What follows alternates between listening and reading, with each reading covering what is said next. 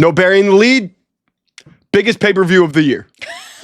Biggest pay-per-view of the year. Biggest moment of the year. John Cena's heel. John Felix Anthony Cena. Yeah. The second, I think. He's heel. He's a bad guy. He is. I never thought I'd see this day. That's fair.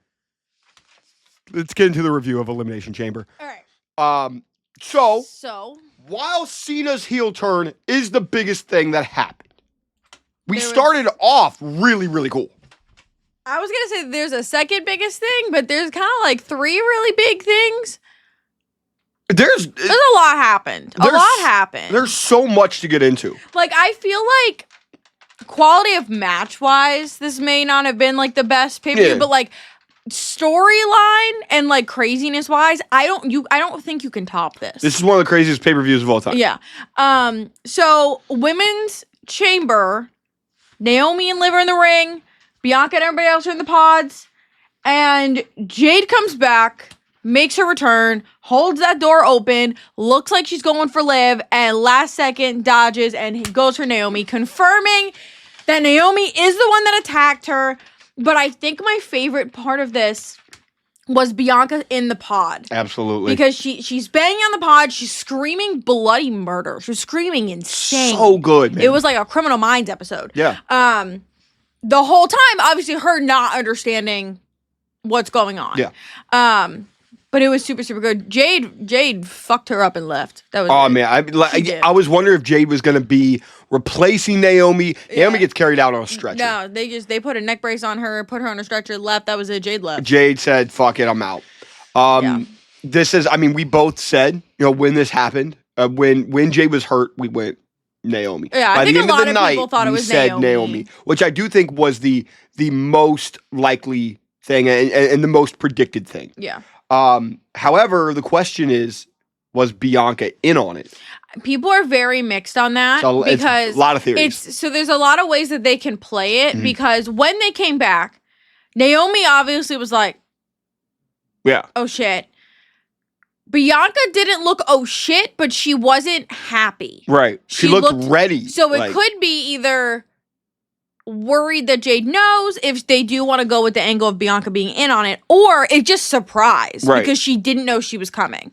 And I think Bianca tweeted or made a comment or said something about like she has not heard from Jade. So my theory of like Jade's gonna blame Bianca, even though Bianca didn't do it, is still possible. I just have a hard time seeing them do a third like insane babyface to heel turn. Yeah. Like New Day first, then Cena, now Bianca. Like it's just kind of crazy. So I feel like Bianca's gonna be kind of in the middle, dealing with both, and then eventually has to kind of pick a side, which I would assume would be Jade's side. Yeah. But I do hope that they still kind of at least explore the option of like Jade being unsure about Bianca or something like that. I'm still kind of irritated. Bianca, obviously, we all knew Bianca was winning the chamber, like 100% after that happened, because then it's like you're kind of rooting for her because she's traumatized. Absolutely. I still don't love her as the winner, just in a general sense, not like with that happening, but just because I didn't want Bianca Rhea. I wanted Bianca to do like a triple threat or something with like Naomi and Jade and like do something. It's just so rare that they have such a good, strong story for the women that's not title related.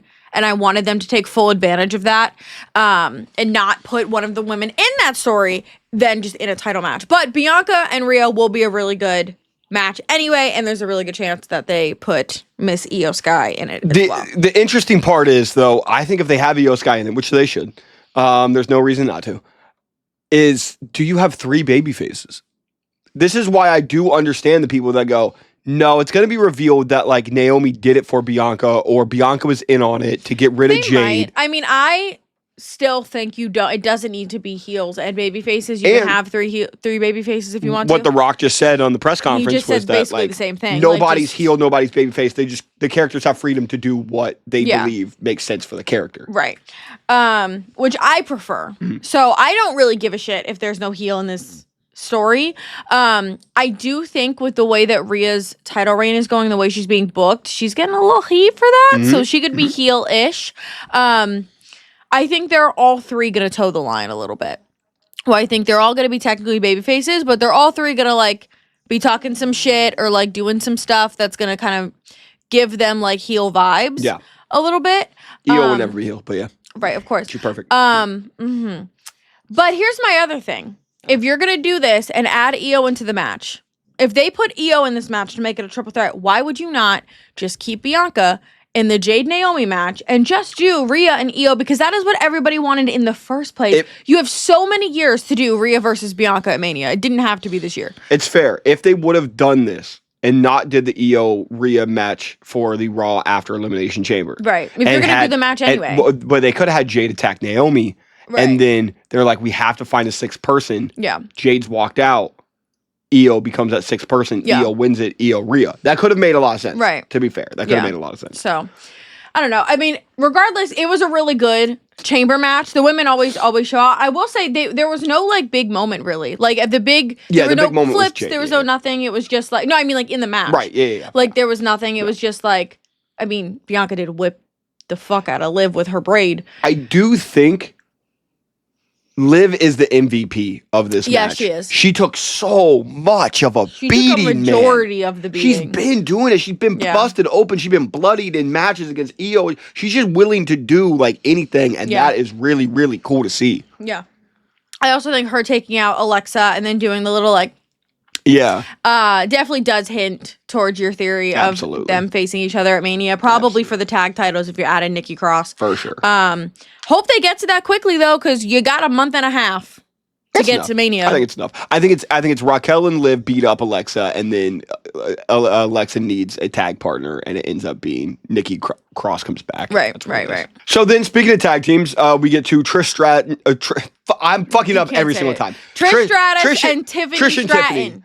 Trish and Tiffany versus Nia and Candice. Unfortunate that just like this was an insane amount of things with how much happened. It's insane that this was like the forgotten part. Yeah, but Trish and Tiffany get the win. I was surprised. Tiffany kind of like kicks Trish multiple times. Like, I don't really know what she was doing. I don't know if she thought Trish was like more in the ring than she was, but I don't think she was in the way. Yeah. Unless she was going to do something and Trish was in the way for it and they changed their mind. But it was very weird that she was like kicking her out of the way at the end. But this was a relatively quick match. Tiffany and Trish get the win. I mean, a great hometown pop for Trish. I was going to say, it's really just for the pop for Trish. It's pop for Trish, and it's for Tiffany to have a bucket list moment. Yeah. And that's totally fair. Yeah. It was fun. I liked the match. It was pretty good.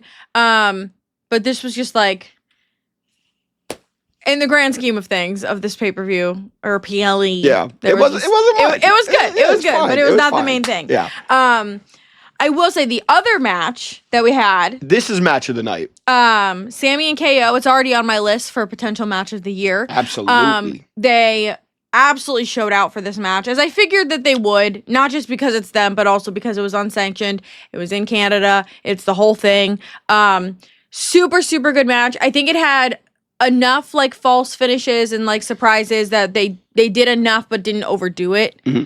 And had some really good moments in there. However, respectfully, the main point here is King Randall Orton has returned, and then I cried. Not just because he's back, but because we were setting up for the punt that I've already been waiting 11 months for. And Jason Jordan's ass stopped it again. I will never get my punt. No, I think I'm worried. I can't get my hopes up again. I can't get my hopes up again. If I get my hopes up again the third time, I lose it. I will crash out. I think that you're getting at WrestleMania 41. I hope so. That's what everybody keeps telling me to make me feel better. I don't feel better, okay? He should have punted Kevin right there. Right there. I cried on stream for that. No, I do think that this is a match of the year contender. Mm-hmm. I think the only thing that's probably ahead of it, in my personal opinion, is Kenny Gabe. I had two matches that I had. Maybe the tag match from Grand Slam, but I think that I'd probably put this one ahead of it. Yeah, I had Kenny versus Gabe, and then Kenny Ospreay, Kenny Ospreay, Fletcher Takeshita, and then Cammy. That's fair. I'd probably put this second. Phenomenal match. The use of Sammy using the barbed wire chair and contemplating not using it and then using it was so beast. He just crashed out live on camera. I do think there's been a couple people that have been like, I love this match. why wasn't there blood? And I do. It's kind of a good point. There's certain matches that just kind of require it. Unsanctioned feels like you would get blood, so it is a little weird that we didn't do that at all. Yeah, it is a little weird. I was a little sad that we didn't get a crazy, pop-up power bomb or the package pile driver ladder spot. We didn't involve ladders here. Yeah. But outside of that, I mean, the fighting into the fans, all the false finishes, all the extreme shit that they did, going through tables. Yeah.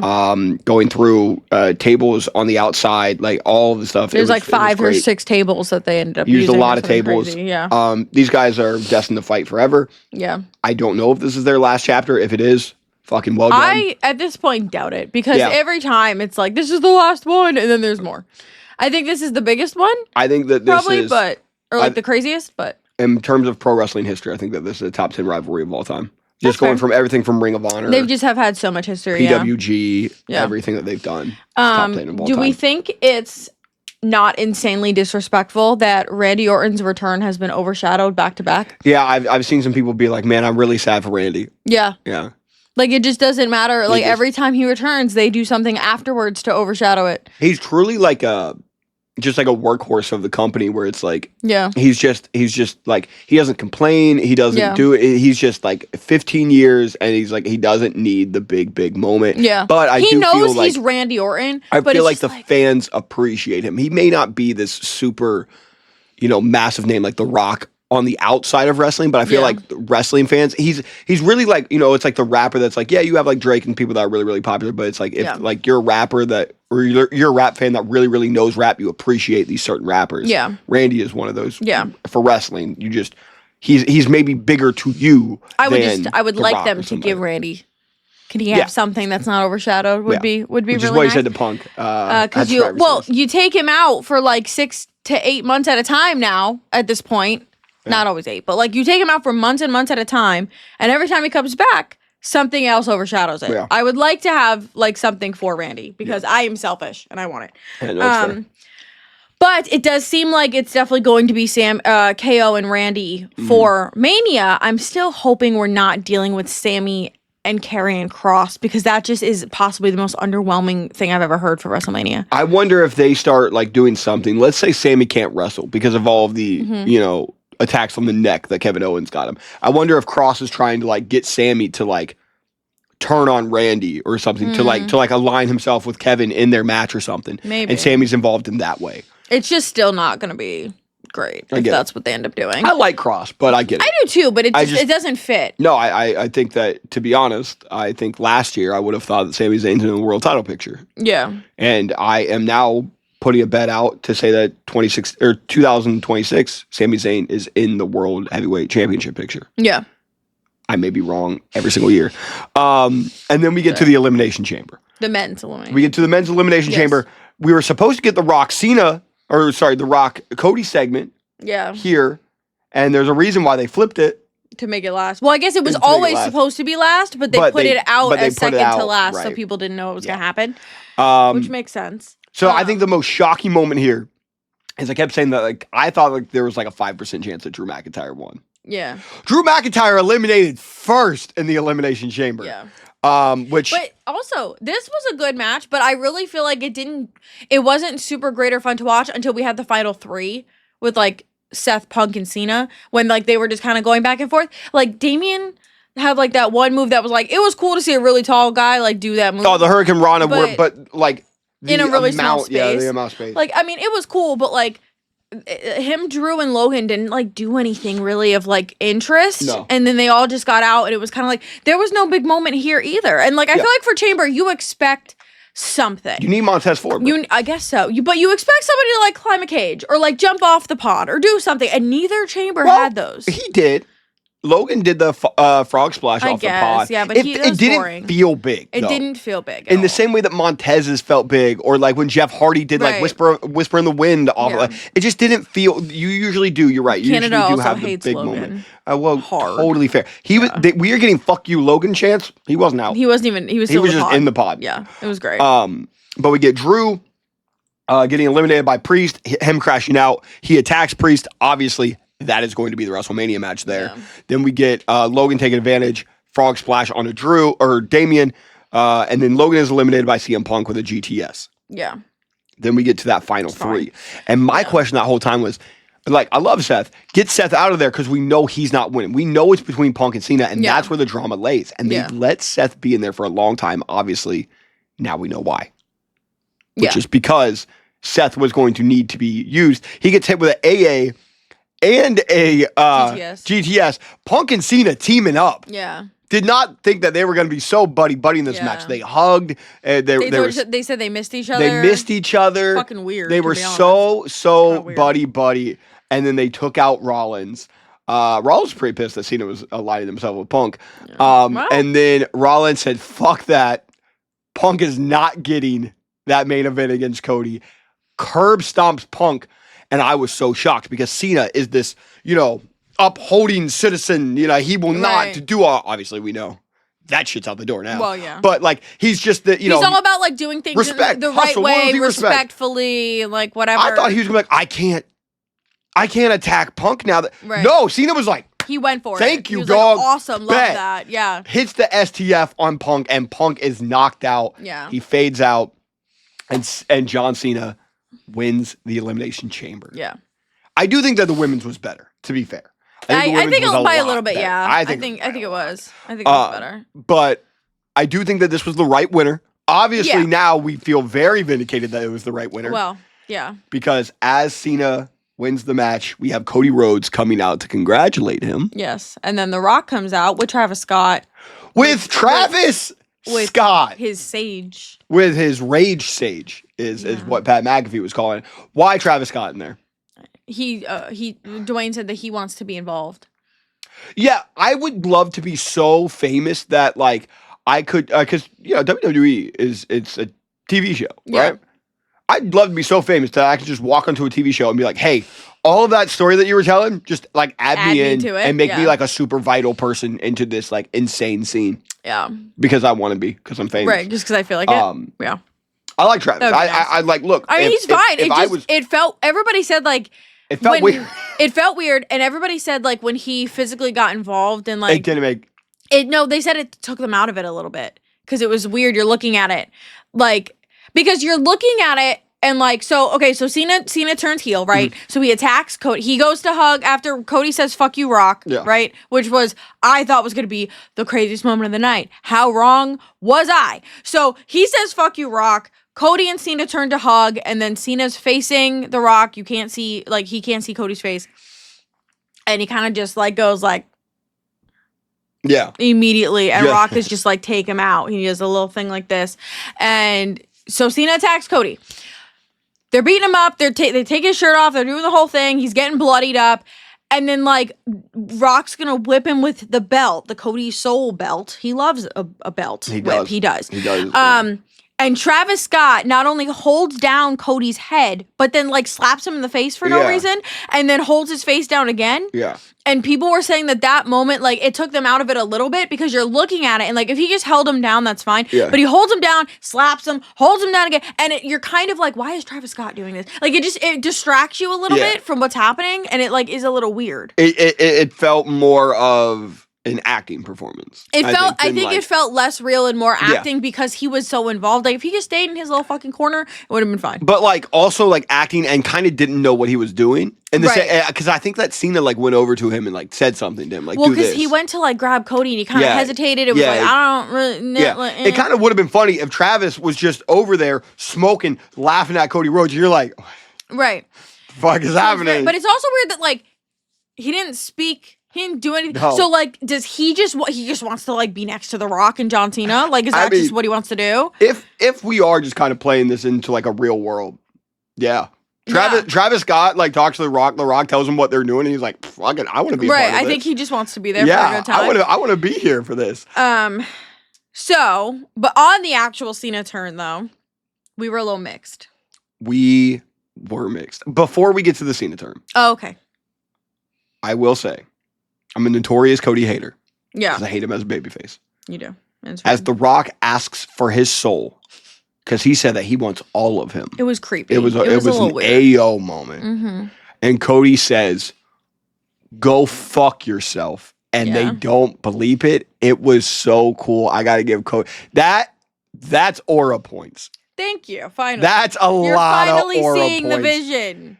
To just be like, go fuck yourself. And just the way that he did it, like the crowd was just so like, this is the coolest thing ever. And then Cena like going in being like, fuck yes, I love this. He was so hyped and excited. So hyped. The dap. Liar. And just. It was so creepy. And the moment you see Cena's face go just every React frozen. video is from everybody going, oh my God. Yeah. Every React video. Everyone has the same because face. we all know it. And it's like the moment Cena goes stone face, you just go. You know something's happening. Like, I think everyone goes. It fries your brain because you're like, he gonna go heel, and then you go, well, no, it's John Cena, he can't go. Oh my God, he's gonna go heel. Yeah.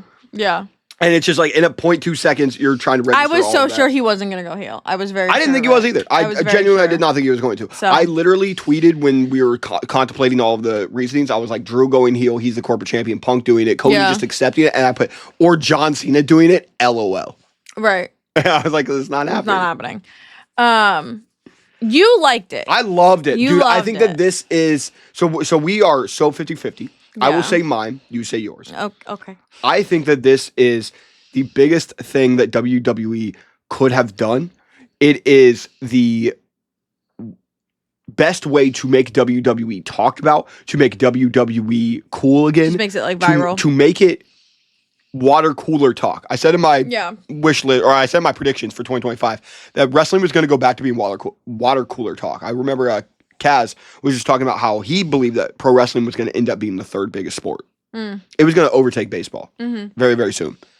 I think it has the potential to. Yeah. And I think something like that, everywhere. Maybe it's just that I have like a biased Twitter because I'm all over wrestling, but like I haven't seen anything that's not about wrestling. Just from like from ESPN to every sports thing, they're all doing the John Cena meme. It's about it, everyone is talking about, and like I haven't seen that in baseball in years. Like, it's just it has made wrestling one of the most talked about things in the world, and so many people are interested in what this means. Will this be good? I have no idea. I'm just so happy that WWE had the balls to do it. That's fair. Yeah, I kind of hated it. I agree with what you're saying as far as like it was definitely some audacity. Oh yeah. To pull that out and do that. It definitely does check off the box of like it went insanely viral and it's going to be talked about for the next like 50 years and all those things. I think for me, I just didn't like the fact that like that takes me out a little bit of like this was somebody who was one of my favorites growing up, and like I wanted like just like a pure little good time for his final year, and it's like it's kind of like you choose now to go heel. Like we could have done this like if they did this in 2010, I don't give a shit. I'm having a great time. I'm down. Yeah. I just was a little disappointed because I'm like, I just didn't want this for his final year. And a lot of people are like, he's gonna go back to babyface before it ends. And I don't know for sure. I feel like they might. He will. But that's fine. And I am sure that they have a plan. Yeah. I am sure Cena is excited because I know he wanted to go heel at some point. Yeah. I am sure Cena will kill the character because he is good at everything that he does when it comes to wrestling. I'm sure of all of those things. Yeah. I even feel pretty positive that it'll probably be amazingly entertaining. Yeah. I just, for me personally, didn't love it because I wanted babyface Cena throughout the year. Yeah, you wanted... I wish they did it 15 years ago. Right. Well, so I have seen people go, if they are successful with this, and Cena is awesome as a heel, is it worse? Because then you go, oh my God, I wish they would have done it. I don't know if it's worse because I think like the reason we're all so excited, like not we all, but everybody else but me, is so excited about the heel turn is because he spent all those years getting as big as he was. I think that's fair. And putting in the work to be the biggest babyface ever. So like if you miss out on half that time, right, then like I don't think he would be the same John Cena now. Yeah. It would be very, very different. If he was 10 years of babyface instead of 20 years, it matters a lot more now because it's been 20 years. It would matter less. Yeah. If they did that. No, yeah, in my opinion. Yeah. So it's just, I don't know. So that's just for me. But I want to be clear. I'm sure he'll be great. I'm sure they have a great plan. I'm sure it's going to be fun to watch. Just for me, I think it takes me out a little bit just because I wanted his final run. I didn't expect them, if they were going to have him go fucking heel, that it was going to be this farewell tour. I think he goes back babyface towards the end of the year. There have been people that would be like, he's going to be babyface by SummerSlam. I don't think so.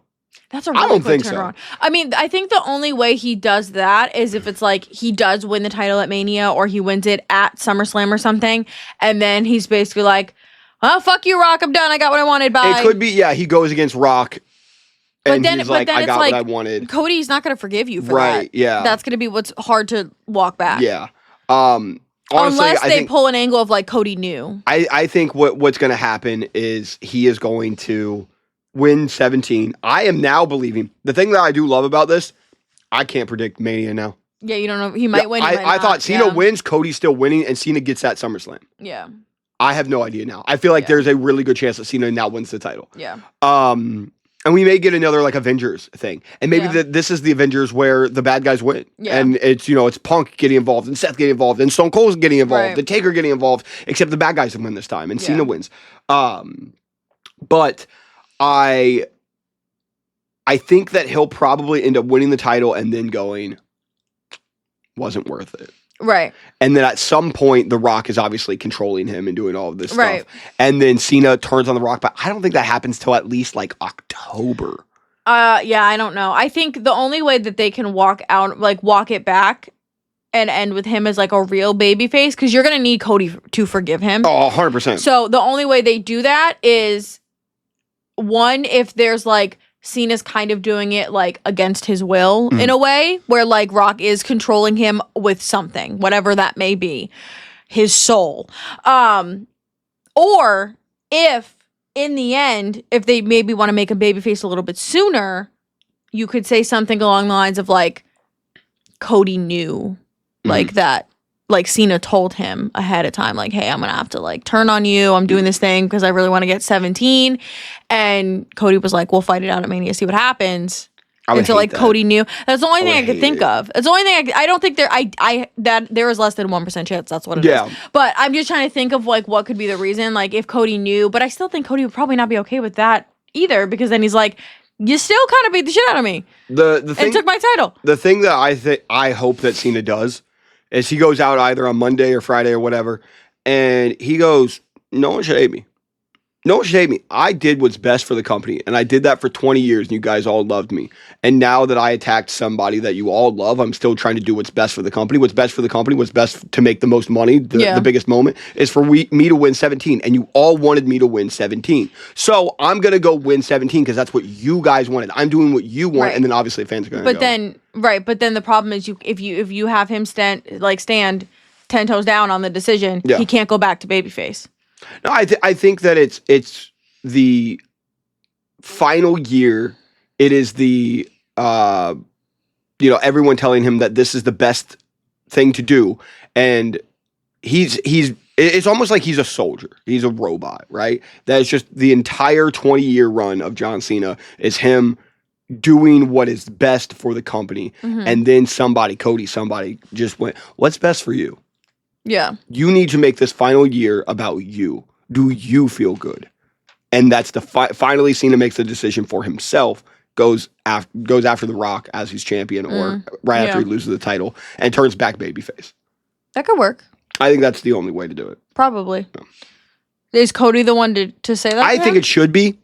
I think that makes sense. But I think that's months down the line, because I think that anytime Cody should see Cena now, it should be on. You know who I think it should be? What?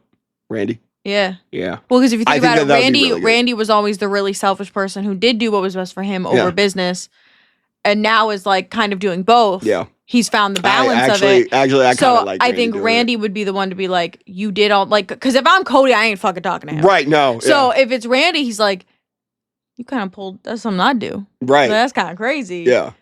He's like, "What did you do that for?" He says, "For the business." And he's like, "Well, what do you want? It's your last year. You got 2 seconds left. Yeah. You got like 2 shows. Yeah. That's what you want to do?" I'd also love for Randy to say something like, and kind of get it. as more of like a real life thing. Like the wheels are always going to turn. And he's like, someone's going to break 17. Yeah. So like you did all this to break a record that is going to be broken. And then, Cena's like, no one's going to break 17. Orton can be like, I'm at 14. Yeah. I ain't retiring anytime soon. Right. I'm breaking your record, and I'm not going to feel bad about it. And I'm going to know who I am. Right. Yeah. That'd be really cool. That's fair. I like it. Well, I think overall, I mean, I would rate it, the 12 out of 10 that it is. Yeah. But I think everybody's pretty much in agreement that this was the craziest thing that ever happened.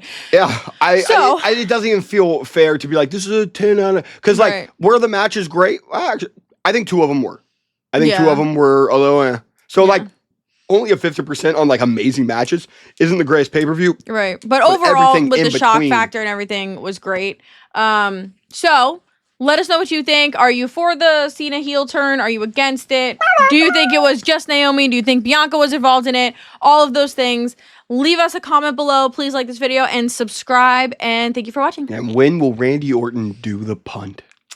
I can't even talk about it. I can't think about it.